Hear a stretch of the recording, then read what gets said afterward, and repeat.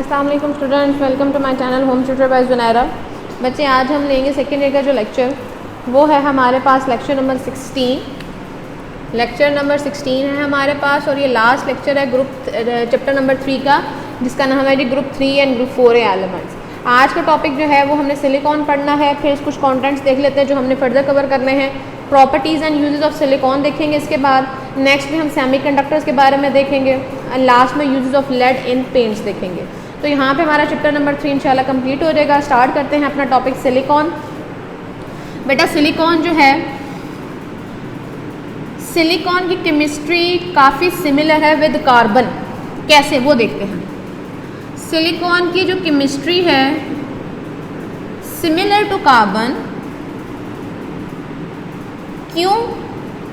इस वजह से कार्बन जो है वो कार्बन डाइऑक्साइड बनाता है, सिमिलरली सिलिकॉन जो है वो सिलिकॉन डाइऑक्साइड बनाता है।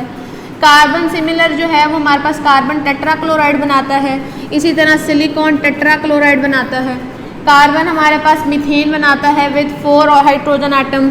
सिमिलरली सिलिकॉन भी जो है हमारे पास टेट्राहाइड्राइड बनाता है। तो ये डिफरेंट हमारे पास ऐसे कंपाउंड्स हैं जो दोनों एलिमेंट्स बना रहे हैं, तो दोनों की केमिस्ट्री सिमिलर है with respect to these compounds कि ये भी डाइऑक्साइड बनाता है, ये भी डाइऑक्साइड, टेट्राक्लोराइड ये बना रहा है, ये भी बना रहा है, टेट्राहाइड्राइड हाइड्राइड और टेट्राहाइड्राइड बना रहे हैं। ठीक है जी। इसके बाद बात करते हैं हम कि सिलिकॉन भी जो है वो 4 मिथाइल ग्रुप को अपने साथ बाइंड कर सकता है, लाइक दिस वन। ठीक है जी। सिलिकॉन 4 मिथाइल ग्रुप को अपने साथ बाइंड कर सकता है जैसे कार्बन करता है। ये इंशाल्लाह डिटेल में हम ऑर्गेनिक केमिस्ट्री में पढ़ेंगे, ऐसे बहुत बड़े बड़े कंपाउंड। ठीक है। तो सिलिकॉन जो है वो टेट्रा मिथाइल बनाता है। ठीक है। इसी तरह कार्बन भी जो है वो कार्बन टेट्रा मिथाइल बनाता है। तो इस लिहाज से देखा जाए तो दोनों की हमारे पास केमिस्ट्री सिमिलर है एक दूसरे से, जबकि जो है हमारे पास हम कह लें लेकिन कंपाउंड्स के फॉर्म में देखा जाए तो दोनों एक जैसे कंपाउंड्स बना रहे हैं आपस में। ठीक है जी। अब इसका एक कंपाउंड हम देख लेते हैं कि मिथाइल सिलिकॉन कैसे बनता है। सिलिकॉन के साथ क्लोरीन लगी हो, साथ में हमारे पास मिथाइल ग्रुप 2 लगे हो, जब इसको हम रिएक्ट करवाएं वाटर के साथ तो हमारे पास रिजल्ट में बनता है HCl और साथ में हमारे पास बनता है सिलिकॉन के साथ जो ये मिथाइल ग्रुप लगे हुए हैं इधर लग जाता है OH और ऊपर और नीचे क्लोरीन लगा हुआ है। कैसे बनता है वो हम देख लेते हैं। ठीक है जी। क्वेश्चन यहाँ पे आ सकता है how methyl silicon is form, तो वो अभी हम देखते हैं कैसे बन रहा है। देखें, सिलिकॉन के साथ हमारे पास इस साइड पे लगी हुई है क्लोरीन, ऊपर की साइड पे लगी हुई है हमारे पास मिथाइल ग्रुप। ठीक है जी। ठीक है। अच्छा, अब आगे देखें। इसके एक साइड पे हम हाइड्रोजन वाटर मॉलिक्यूल लगा देते हैं और दूसरी साइड पे भी हम वाटर मॉलिक्यूल लगा देते हैं। अब इनमें होगा क्या, ये जो क्लोरीन है ये डिस्प्लेस हो जाएगी विद OH, इसी तरह ये क्लोरीन डिस्प्लेस हो जाएगी विद OH। कैसे? देखो, स्ट्रक्चर में वैसे बनाती हूँ जैसे पहले बना हुआ है, ऊपर और नीचे मिथाइल ग्रुप लगे हुए हैं। ठीक है। साइड्स पे क्लोरीन डिस्प्लेस हो गया, रिप्लेस हो गया बाय द हाइड्रोक्साइड आयन। ठीक है। ये जो क्लोरीन बच गए दोनों, इधर भी हाइड्रोजन है इधर भी हाइड्रोजन, तो HCl इधर बन जाएगा एक और एक ये HCl, तो 2 HCl के हमारे पास मॉलिक्यूल्स आ जाएंगे। ठीक है जी। सिंपल क्या हुआ है, जब हमारे पास सिलिकॉन क्लोरोमिथाइल जो है वो रिएक्ट करेगा वाटर के साथ तो वहाँ पे हाइड्रोक्साइड आयन जो है वो रिप्लेस कर लेंगे किसको, क्लोरीन को। तो ये हमारे पास बन गया। अब इस तरह के हमारे पास 2 मॉलिक्यूल्स होंगे, वो आपस में कैसे मिलेंगे वो देख लें आप लोग।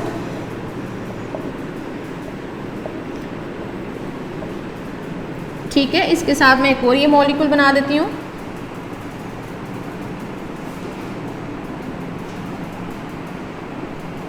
अब इसमें क्या होगा बेटा कि ये वाला हाइड्रोजन और दूसरे वाले का OH रिप्लेस, इस तरह के बड़े बड़े मॉलिक्यूल होंगे आपस में रिप्लेस होते जाएंगे।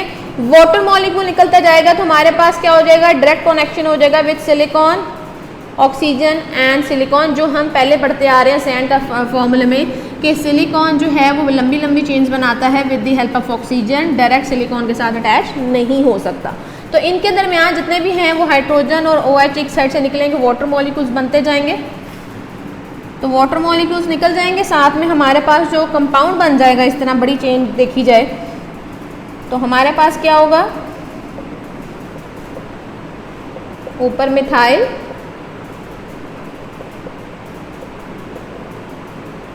और नीचे की साइड पे ऑक्सीजन। ठीक है, सिंपल क्या हुआ, वाटर मॉलिक्यूल यहाँ पे हमारे पास निकला था, क्लोरीन निकल गया HCl की फॉर्म में, यहाँ पे अब वाटर मॉलिक्यूल निकल जाएगा, पीछे ऑक्सीजन के साथ डायरेक्ट बॉन्ड बन जाएगा and this is called methyl silicon, जिसमें मिथाइल अटैच हुआ हुआ है सिलिकॉन के साथ एंड ऑक्सीजन।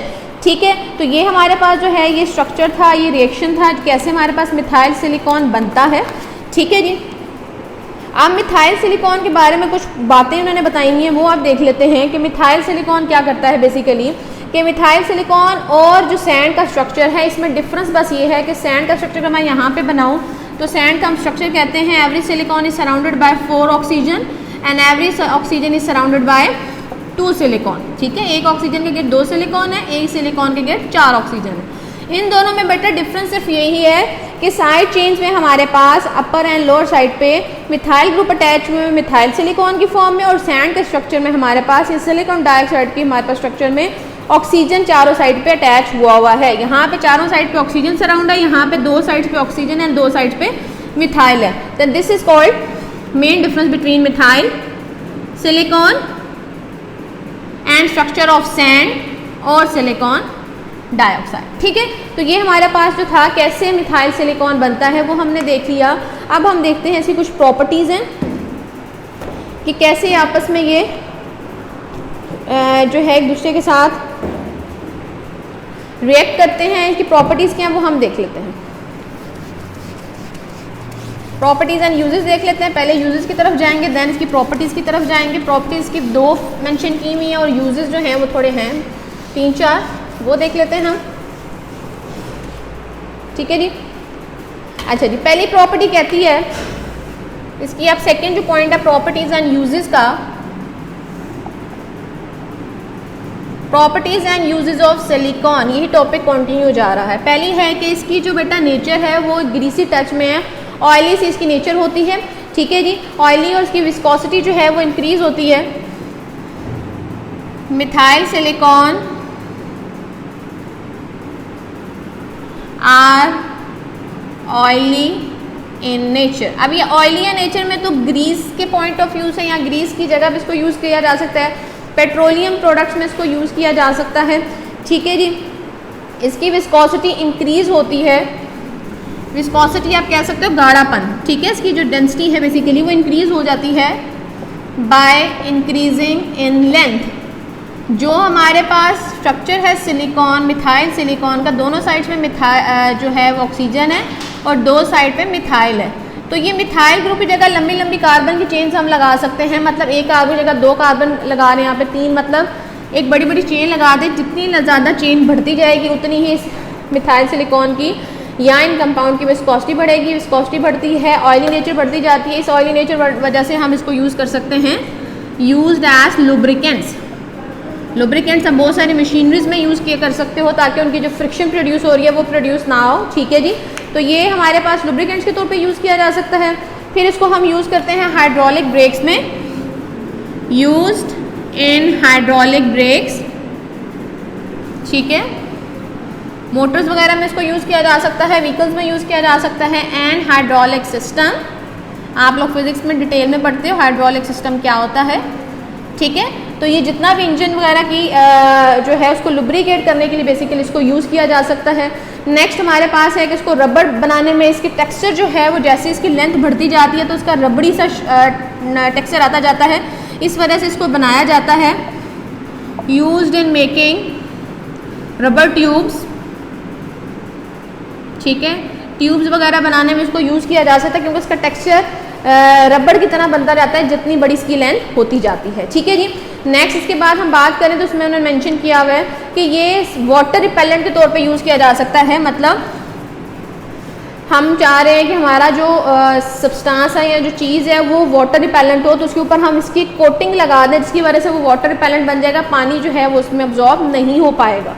तो उसको हम यूज़ कर सकते हैं एज वाटर रिपेलेंट। ठीक है, वाटर रिपेलेंट के तौर पे इसको हम यूज़ कर सकते हैं, ये वाटर को रिपेल करेगा। ठीक है जी, ग्रीस फिल्म के तौर पे मतलब इसकी लेयर बन जाएगी ग्रीस की तरह की। ठीक है, इसको हम उधर यूज़ कर सकते हैं, ग्रीसी से इसकी जो लेयर बन जाती है जिसकी वजह से वाटर को ये रिपेल करता है। फिफ्थ है, इसको हम यूज़ कर सकते हैं इलेक्ट्रिकल इंसुलेशन में, यूज्ड एज इलेक्ट्रिकल इंसुलेशन।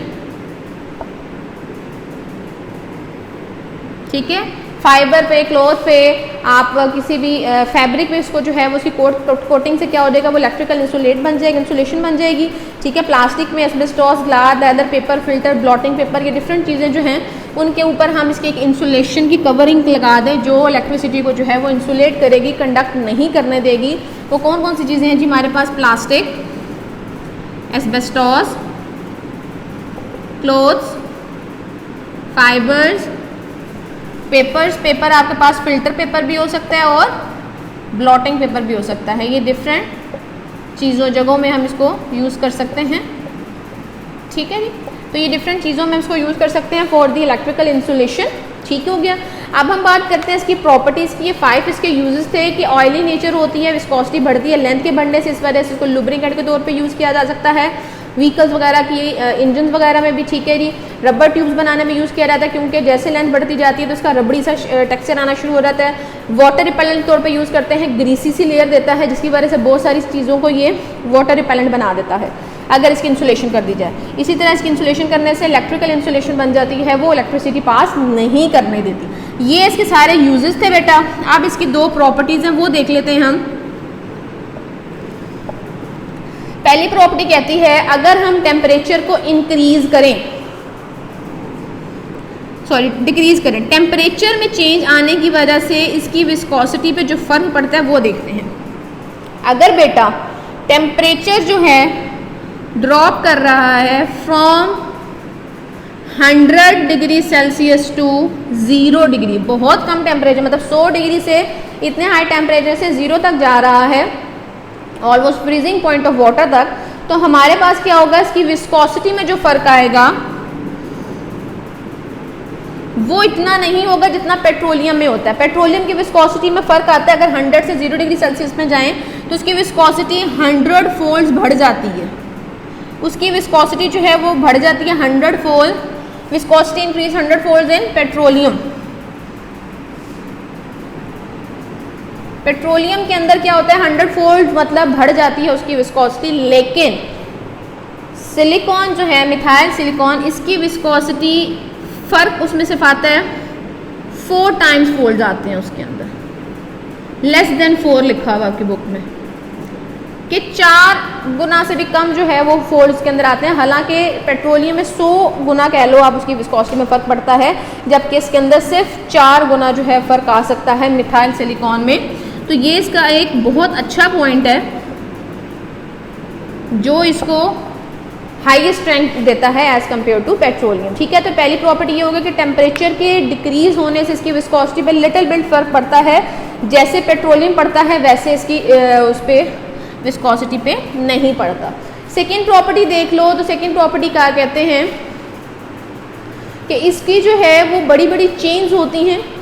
ठीक है, ये बड़ी बड़ी चेन्स, लाइक मैंने बताया कि मिथाइल की जगह बड़ी बड़ी चेन्स लगा दो तो इसकी वजह से यहाँ पे हम और भी एलिमेंट्स जोड़ सकते हैं और इस तरह से हम बड़ी बड़ी चेन्स बना सकते हैं। लाजमी नहीं वो मिथाइल सिलिकॉन ले, वो प्रोपाइल सिलिकॉन भी हो सकता है। वो इस आर चेन की जगह कहते हैं alkyl chain, carbon chain.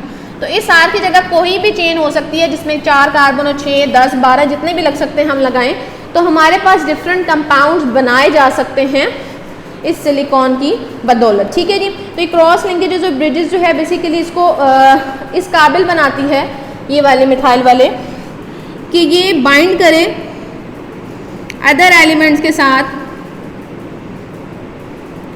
With their cross linkages and bridges. मतलब इनकी आपस में जो चारों साइड पे जो एलिमेंट्स लगे हुए हैं ये इसको इस काबिल बनाते हैं कि ये डिफरेंट प्रोडक्ट्स बना सकता है उनको अपने साथ बाकी एलिमेंट्स को ज्वाइन करके।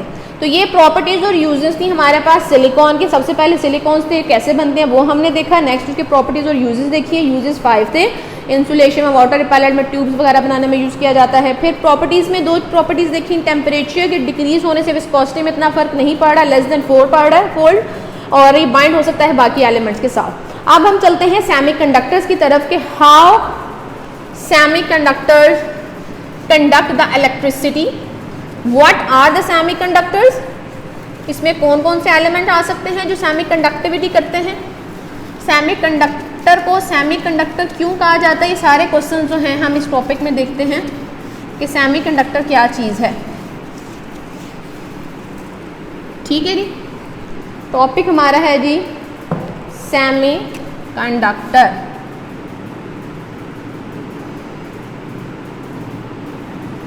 बेटा सेमी का मतलब होता है हाफ। कंडक्टर कंडक्टिविटी करते हैं, इलेक्ट्रिसिटी कंडक्ट हो गई, ठीक है, हीट कंडक्ट हो गई। तो ये क्या है बेसिकली, इसको हम कह सकते हैं हाफ कंडक्टर। सेमीकंडक्टर बेसिकली क्या है? अलाउ करता है पैसेज ऑफ करंट को अंडर डिफरेंट कंडीशंस। कुछ कंडीशंस इसमें होती है जिसमें कंडक्टिविटी शो करता है, लाजमी नहीं है कि फुल टाइम कंडक्टिविटी शो करे। ये क्या करता है हमारे पास, ये बेटर कंडक्टर होता है देन इंसुलेटर। इंसुलेटर क्या होते हैं? जो अपने अंदर से कंडक्टिविटी नहीं करते, जो बैड कंडक्टर्स होते हैं। तो बैड कंडक्टर की निस्बत ये अच्छा कंडक्टर है, लेकिन but not good as good conductor. लेकिन जैसे गुड कंडक्टर हैं, बेस्ट कंडक्टर हैं, उनकी तरह का अच्छा नहीं है, लेकिन इंसुलेटर की निस्बत ये अच्छा कंडक्टिविटी शो करता है। ठीक है, इसमें कौन कौन से एलिमेंट आ सकते हैं? इसमें आता है germanium, selenium, silicon. Germanium, selenium, silicon और इनसे बनने वाले कंपाउंड। कंपाउंड कैसे? जैसे कंपाउंड के नाम आपकी बुक में जो मेंशन किए हुए उन्होंने किया हुआ lead sulphate, silicon carbide. Lead sulphate हो गया, सिलिकॉन कार्बाइड, ठीक है जी। फिर हमारे पास जो आ जाता है कैडमियम सल्फाइड,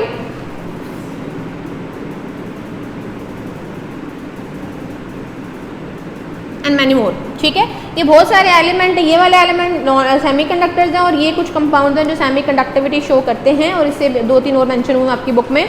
तो ये वो कंपाउंड्स हैं जिनको हम सेमीकंडक्टर के एग्जांपल में कंसीडर करते हैं। ठीक है जी, इनको हाफ कंडक्टर बोलते हैं। क्यों? क्योंकि ये जैसा ये सेकंड पॉइंट मैंने बताया कि ये अच्छे कंडक्टर हैं एज कम्पेयर टू इंसुलेटर, लेकिन इतने अच्छे भी नहीं है जैसे कि गुड कंडक्टर होते हैं।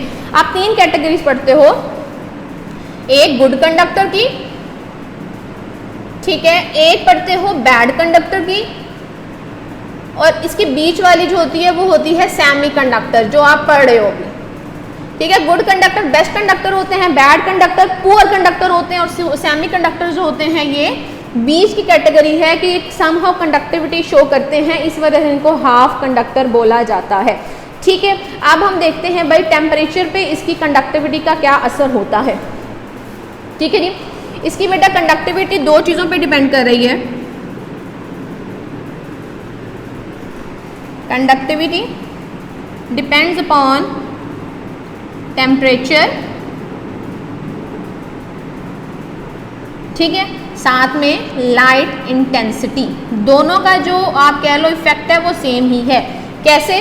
कि टेम्परेचर भी इंक्रीज होगा तो इसकी कंडक्टिविटी इंक्रीज होगी, सेमीकंडक्टर की लाइट इंटेंसिटी भी इंक्रीज होगी तो इसके अंदर शाइन प्रोड्यूस होगी, उसकी वजह से कंडक्टिविटी बेटर करेगा as compare to normal conditions. ठीक है, तो टेम्परेचर के इंक्रीज करने से, increase in temperature causes increase in conductivity of semiconductor. हालांकि अगर आप बात करो गुड कंडक्टर्स की, तो गुड कंडक्टर में जब टेम्परेचर इंक्रीज होता है तो उसकी रेजिस्टेंस बढ़ जाती है, रेजिस्टेंस बढ़ने से वो इतना अच्छा कंडक्टर नहीं रहता, इतनी अच्छी कंडक्टिविटी नहीं करता। लेकिन इसके बरक्स जो सेमी कंडक्टर्स होते हैं, जब टेम्परेचर इंक्रीज होता है तो इनकी कंडक्टिविटी इंक्रीज होती है।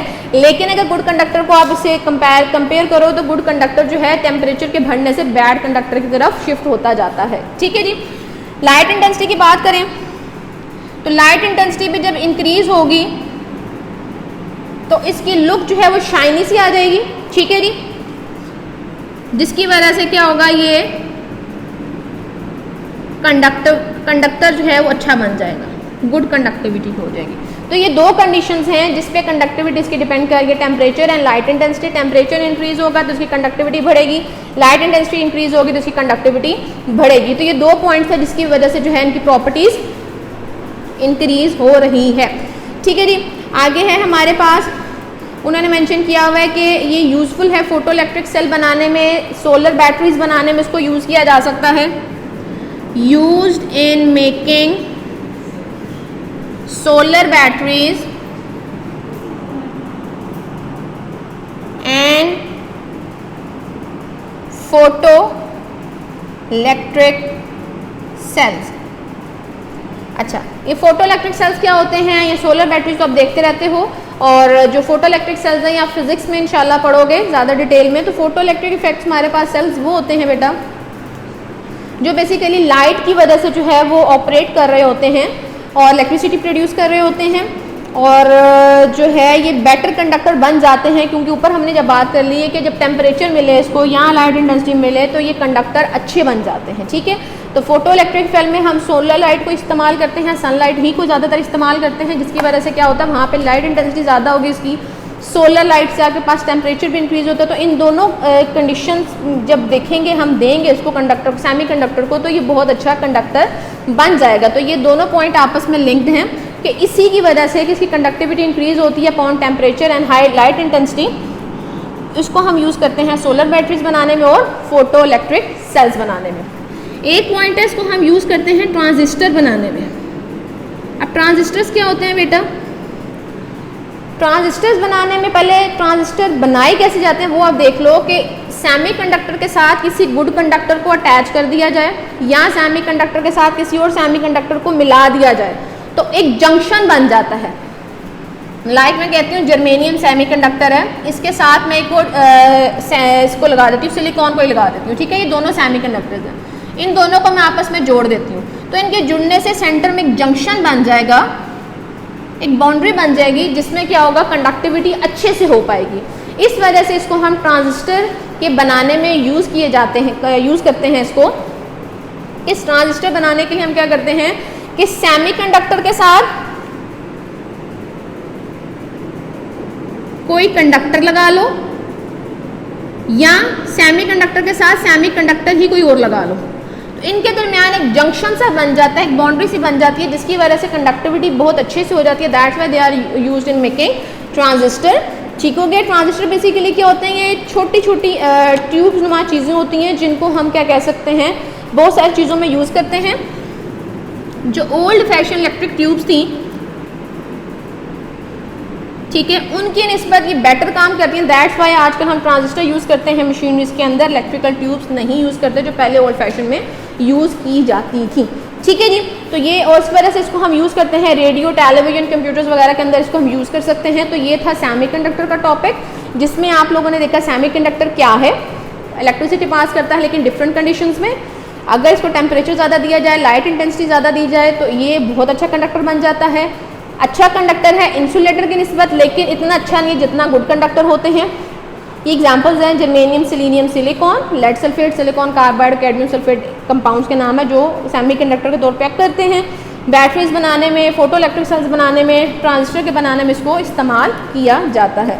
अब हम अपना आते हैं इस चैप्टर के last topic, that is the uses of lead in paints. फिर हमारा ये चैप्टर हो जाएगा ख़त्म। लेड हमारे पास जो है वो इस ग्रुप का 4 ग्रुप का एलिमेंट है, तो वो हम देख लेते हैं क्या है, क्या क्या इसके यूजेस हैं।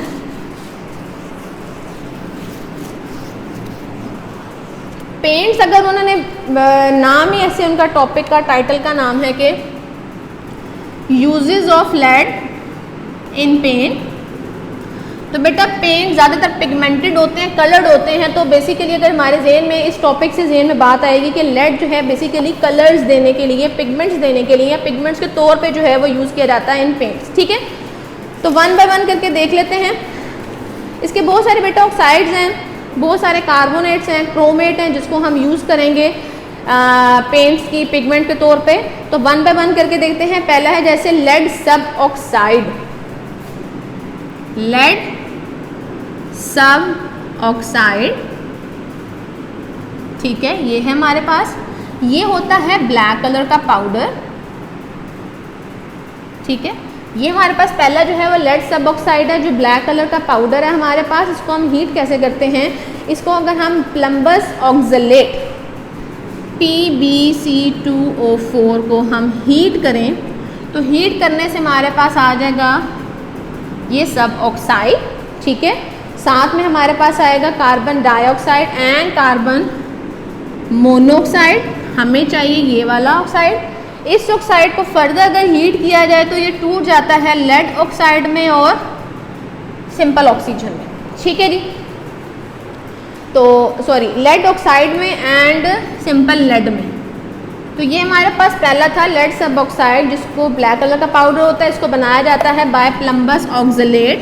प्लम्बस ऑक्सलेट को आप हीट करोगे तो आपके पास आ जाएगा lead suboxide, carbon dioxide, carbon monoxide. Lead suboxide को फर्दर हीट करोगे तो दो चीज़ें आएंगी, लेड ऑक्साइड एंड लेड, ठीक है। इसको हम यूज़ करते हैं लेड स्टोरेज बैटरीज के अंदर।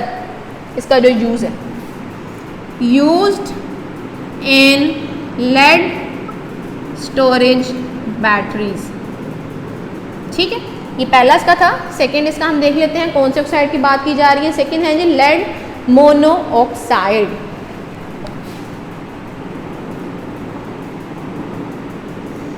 ठीक है जी। आपकी बुक में इसके आगे दो लफ्ज और मेंशन हुए हैं, लिथार्ज एंड मेस्कर, ठीक है। हम इसमें लिथार्ज को ज़्यादा जो है वो लेंगे, डिस्कस करेंगे, ठीक है। लेड मोनोऑक्साइड जैसे ऊपर देख लो कैसे बना कि प्लम्बस ऑक्सलेट को जब आपने हीट किया, लेड सब ऑक्साइड बनाया, फर्दर उसको हीट किया तो लेड मोनोऑक्साइड बन गया। तो हम ऐसे कह सकते हैं अगर लेड मोनोऑक्साइड बनाना हो तो हम सब ऑक्साइड को हीट करें तो हमारे पास लेड ऑक्साइड आ सकता है, ठीक है जी। इसके उन्होंने बताया मैं इसके डिफरेंट जो है वो कलर वेरिएशंस होती हैं। लिथार्ज की बात करें, ठीक है, तो लिथार्ज जो है हमारे पास इसका जो कलर वेरिएशन है वो है जी पेल येलो से लेके रेडिश तक, रेडिश ब्राउन, रेडिश येलो तक, ठीक है। तो ये हमारे पास ये कलर की वेरिएशन है कि ये येलो टोन से रेडिश टोन तक जा सकता है। ये दो तरह की स्टेट में एग्जिस्ट करता है, एक होता है रोम्बिक, एक होता है टेट्रागोनल, ठीक है। ये दो इसकी फॉर्म्स है जिसमें जो है लिथार्ज एग्जिस्ट करता है। एक है रोम्बिक जो येलो कलर में है और टेट्रागोनल वो है जो रेडिश शेड में है, ठीक है जी। अच्छा जी, अब इसके बाद हम बात करते हैं भाई ये लिथार्ज कहाँ यूज़ किया जाता है। ये पानी के अंदर थोड़ा बहुत हल होता है। अगर मैं इसको यहाँ पे देखूँ, लिथार्ज की बात कर रही हूँ, litharge are slightly soluble in water, ठीक हो गया। लिथार्ज जो है पानी के अंदर थोड़ा बहुत हल होता है। फिर इसको फ्लिंट ग्लास बनाने में, पेंट्स बनाने में यूज़ किया जाता है। Used in making flint glass, ठीक है जी। इसको हम यूज़ कर सकते हैं वार्निशेस में, ठीक है, पेंट्स में यूज़ कर सकते हैं एज अ ऑयली टेक्सचर, ठीक हो गया जी। फिर इसको हम यूज़ कर सकते हैं अगर हम लिथार्ज को वाटर के साथ बॉईल करें तो हमारे पास लेड ऑलिएट आता है। लिथार्ज को अगर आप with water and olive oil इसको बॉईल करो तो हमारे पास लेड ऑलिएट आता है, ठीक है। ये उन्होंने एक बताया हुआ है कि लिथार्ज को अगर आप बॉईल करोगे तो आपके पास क्या प्रोडक्ट आएगा, और इसके अंदर से हम ग्लिसरीन पास आउट करेंगे। तो ये हमारे पास एक लेड ऑलिएट कंपाउंड बन जाएगा फ्रॉम दी लिथाज। ठीक हो गया जी। इसके बाद हम बात करते हैं वाइट लेड की। वाइट लेड बेसिकली हमारे पास क्या है जी, वो हम देख लेते हैं। इसके टोटल जो है वो 6 ऑक्साइड्स की बात की है। वाइट लेड की हम बात करते हैं तो पहले हम बात कर लेते हैं लेड डाइऑक्साइड की। लेड डाइऑक्साइड देख लेते हैं।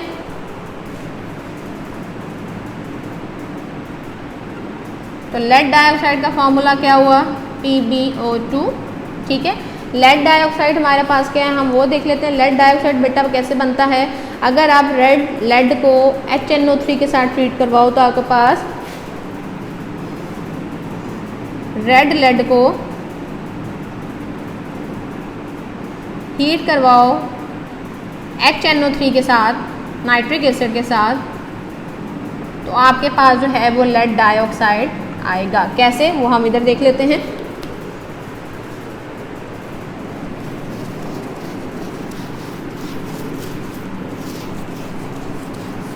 ठीक है जी, Pb3O4 that is a formula of red lead. इससे पहले हम एक हेडिंग स्किप कर गए, उसके बाद डिस्कस कर लेते हैं रेड लेड ही कि रेड लेड क्या होता है। इसको आप ट्रीट करवाओ अगर HNO3 के साथ तो आपके पास आपका जो डिज़ायर्ड प्रोडक्ट है वो आ जाएगा लेड डाइऑक्साइड जो हमें चाहिए। साथ में हमारे पास आएगा lead nitrate and water.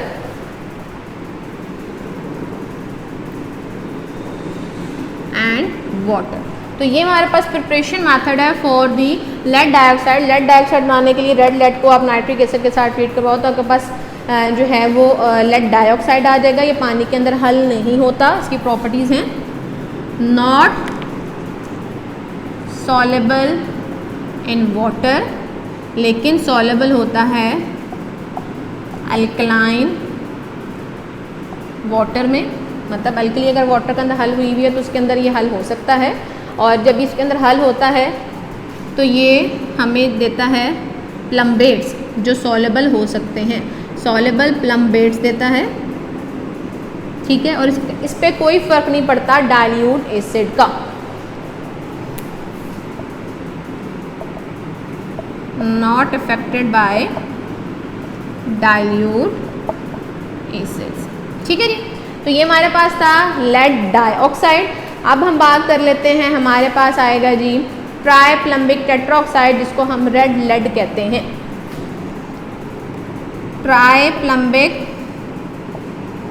Tetroxide that is called Pb3O4, it is called red lead. अभी हमने जो बेटा देखा वो लेड डाइऑक्साइड देखा था कैसे बनता था, रेड लेड के थ्रू उसको हमने बनाया। अब रेड लेड खुद कैसे बनता है वो हम देख लेते हैं। इसको बनाने के लिए अगर हम लेड को एयर के अंदर हीट करें, सिंपल लेड लें, उसको हम इन द प्रेजेंस ऑफ एयर में ऑक्सीजन होगी उसमें हम हीट करें, ऑलमोस्ट जो है वो टेम्परेचर दिया हुआ है 340 डिग्री सेल्सियस, तो हमारे पास आ जाएगा ट्राइप्लम्बिक टेट्राऑक्साइड जो हमारे पास रेड लेड कहलाता है। इसको फर्दर आप 470 पे हीट करो तो हमारे पास लेड ऑक्साइड और डाइऑक्साइड आ जाएगा जो बेसिकली हमारे पास ये रहा। ठीक है जी, अच्छा जी, तो ये हमारे पास था कि टेट्राऑक्साइड बनाने के लिए हमने क्या किया कि लेड को सिंपल लिया, in the presence of air उसको हीट किया इन 340 डिग्री सेल्सियस पे, we get red lead. Further उसको हीट करेंगे तो हमारे पास लेड ऑक्साइड जो हमारे पास आ जाएगा ऑक्सीजन। अब ये कहाँ यूज़ किया जाता है बेटा, इसके रेड कलर है इसका तो बेसिकली तो इसको हम बहुत सारी जगहों पे यूज़ कर सकते हैं। पेंट्स में यूज़ कर सकते हैं इसको, स्टोरेज बैटरीज में यूज़ कर सकते हैं, स्टील और आयरन पे अप्लाई करने के लिए इसको यूज़ कर सकते हैं। ठीक है, स्टोरेज बैटरीज में यूज़ कर सकते हैं इसको, glass flint specifically flint glass बनाने में इसको यूज़ कर सकते हैं, और स्टील या आयरन के ऊपर कोट करने के लिए इसको हम यूज़ कर सकते हैं। ठीक है जी, मैचेस और सिरेमिक ग्लास बनाने में इसको यूज़ कर सकते हैं। तो डिफरेंट इसके जो है वो यूजेस हैं। या हम क्या करते हैं, स्टील या आयरन के ऊपर इसको कोट करने के लिए यूज़ कर सकते हैं। तो ये हमारे पास 4 ऑक्साइड्स हो गए हैं। फर्दर हमारे पास 2 ऑक्साइड्स रह गए हैं, एक है हमारे पास white lead and last one है जी लेड क्रोमेट। तो वाइट लेड जो है बेसिकली हम क्या कैसे बनाते हैं वो हम देख लेते हैं।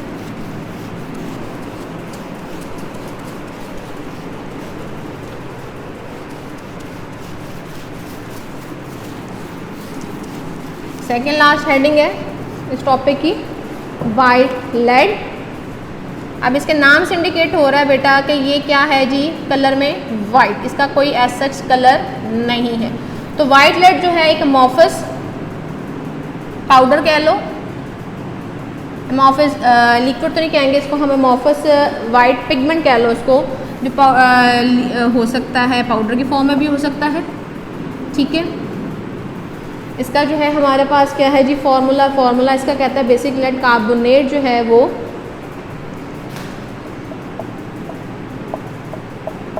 ये है बेसिकली हमारे पास इसका formula lead carbonate and lead dioxide hydroxide. तो ये हमारे पास वाइट लेड का फॉर्मूला है। ये अमोर्फस वाइट कलर का पिगमेंट होता है। इसको अगर हम लिनसीड ऑयल के साथ यूज़ करें तो गुड कवरिंग पावर इसकी आ जाती है। मिक्स करें इसको विद लिनसीड ऑयल तो इसकी जो एक कोटिंग बन जाएगी वो बेस्ट कवरिंग बन जाएगी। फिर इसको हम डिफरेंट चीज़ों पे कवर करने के लिए यूज़ कर सकते हैं। ठीक है जी, फिर इसके अंदर हम बात करें तो ये अगर से हम प्रॉपरली ना बनाएं तो ये क्रिस्टलाइन हो जाएगी और कवरिंग पावर इसकी रिड्यूस हो जाएगी। अगर इसको हम प्रॉपरली इम्प्रॉपरली कह लो इम्प्रॉपरली मिक्स्ड करें लिनसीड ऑयल के साथ तो ये हमारे पास जो है वो इसकी कवरिंग कैपेसिटी जो है वो रिड्यूस हो जाएगी। जितना कवरिंग कैपेसिटी इसका प्रॉपरली मिक्स होने के साथ कैपेसिटी अच्छी होती है, इसे डिफरेंट चीज़ों में कवर करने के लिए यूज़ किया जा सकता है। लेकिन अगर इसे प्रॉपरली मिक्स करें तो कवरिंग कैपेसिटी इसकी रिड्यूस हो सकती है। ठीक है जी, और इसको हम यूज़ नहीं करते, not suitable as a good pigment. क्योंकि बेटा अगर इसे हम पिगमेंट के तौर पे यूज़ करेंगे, पेंट की बात कर लें तो हमारे एटमॉस्फेयर में H2S हाइड्रोजन सल्फाइड पाई जाती है जो इसके साथ मिलके इसका कलर जो है वो डल कर सकती है, डार्क कर सकती है। तो इसके कलर खराब हो सकता है by the action of H2S which is present in our atmosphere, that way we can not use as a good pigment. तो ये हमारे पास वाइट लेड की बात है कि वाइट लेड को हम जो है वो पेंट कलर में बिल्कुल यूज़ नहीं कर सकते। हाँ, अगर हम किसी ऑयल के साथ मिक्स करके लिनसीड ऑयल के साथ तो कवरिंग कैपेसिटी इसकी अच्छी हो जाएगी जिसको हम फर्दर जगहों में यूज़ कर सकते हैं। लास्ट पॉइंट हमारा इसमें जो है लेड क्रोमेट। लेड क्रोमेट क्या चीज़ें हैं वो देख लेते हैं हम। तो लेड क्रोमेट हमारे पास है PbCr4। ये कैसे बनता है वो आप देख ले, ये पिगमेंट है क्या चीज़। ये बेसिकली इसका कलर जो है वो क्रोम येलो कलर का होता है। इसका नाम है, इसको पिगमेंट के तौर पे यूज़ किया जाता है, यूज्ड एज पिगमेंट। ठीक है जी, और इसका जो कलर है वो हमारे पास होता है येलो कलर आ सकता है, रेड टोन में आता है, ऑरेंज टोन में आता है, जिसको हम पिगमेंट के तौर पे यूज़ कर सकते हैं पेंट्स के अंदर। ठीक है, और इसके बाद हम बात करें तो लेड क्रोमेट को अगर अल्कील हाइड्रोक्साइड के साथ यूज़ करेंगे तो हमारे पास बहुत अच्छा पिगमेंट बन सकता है। लेड क्रोमेट को आप डाइल्यूट अल्कील हाइड्रोक्साइड के साथ मिक्स करोगे तो वो एक अच्छा पिगमेंट बन सकता है। ठीक है, उस पिगमेंट को फिर आप यूज़ कर सकते हो पेंट वगैरह में, डिफरेंट चीज़ों के अंदर। अच्छा, येलो मॉडिफिकेशन लेड क्रोमेट की जो है वो मोनोक्लिनिक है, उन्होंने बात की है कि ज़्यादातर जो है वो येलो कलर देता है, जिसको आप यूज़ कर सकते हो, इसको मोनोक्लिनिक भी बोला जाता है। इसको अगर आप मिक्स करो लेड क्रोमेट को, लेड क्रोमेट का मिक्सचर है लेड सल्फेट या बेरियम सल्फेट का मिक्सचर है, मतलब लेड क्रोमेट को आप मिक्स कर दो